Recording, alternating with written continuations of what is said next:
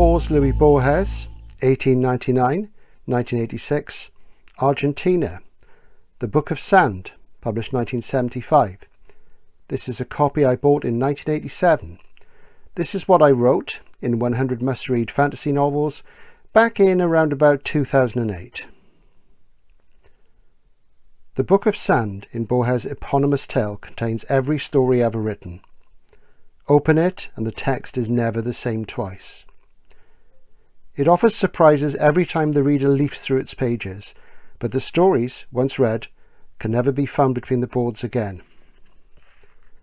A metaphor for the nature of reading, the eponymous story and the others to be found in this volume, entitled The Book of Sand, encourages to ponder the matter of text itself and to consider the eternities libraries create and span. As we change, books appear inviolate, but our perception of a tale alters as our imaginative contribution to the act of reading evolves with age, and we become the other when our mental collaboration with the author flowers or evanesces. A man encounters his younger self while sitting at a riverside bench one evening. Another returns to a house he knew as a boy, which was sold to a stranger who vanishes, and while exploring the deserted building late one night, he senses the presence of something unearthly. A third storyteller enters into a cool tryst with a Norwegian woman who seems to carry the spirit of the Aesir within her, while a dweller in ancient Midgard slays a fool come king who carries a divine disc that only has one side. The individuals who relate these tales are different, and yet their voices are unmistakably that of the author himself, all of their stories shifting and lost in the desert that is the Book of Sand. Borges was the precursor of the school of Latin American modern fiction known as magical realism, and is regarded as a major figure in modern literature. His eyesight was weak, so he wrote no novels, but his disarmingly modest, slender stories are substantial enough. Throughout his writing life, Borges was an unrepentant acolyte of Poe, Lovecraft and H.G. Wells.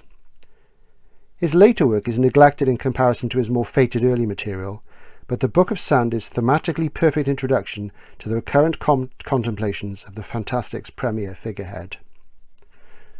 As I say, this is a Penguin edition from 1987. Also has the poems The Gold of the Tigers as well, 13 stories. The story particularly influenced by Lovecraft in here is absolutely marvellous, so I really recommend this. Other things I recommended by Borges were The Book of Imaginary Beings, and to also read similar but different things, Charles Brockden Brown's Edgar Huntley. Charles Brockden Brown was the father of American literature, who focused on the kind of psychological SF or fantasy that Christopher Priest writes, way ahead of his time.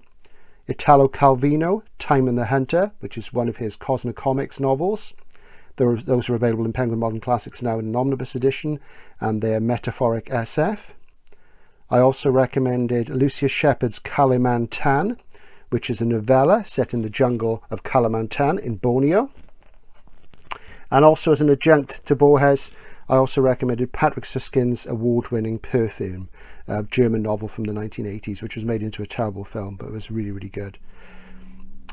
In the book, I also put a read on a theme box after this entry about fabulation, and I described fabulation in brief as self-conscious postmodern fantasies by literary mages, and I recommended Paul Auster's Vertigo, Ballard's The Unlimited Dream Company, John Barth's Chimera, Donald Barthelme's The King, Dino Buzzati's The Tartar Steppe, one of my favourite books, an absolutely magnificent novel, Angela Carter's The Passion of New Eve, my favourite Carter, Adolfo Bioy Cesari's The Invention of Morale, which is the inspiration for Last Year in Marienbad, Samuel R. Delaney's Tales of Neverion, Karen Joy Fowler's first novel, Sarah Canary, and Kafka's Metamorphosis. This is Outlaw Bookseller. We'll be back soon with more 100 must-read fantasy novels. And of course, this was a short story collection, but rules are there to be broken.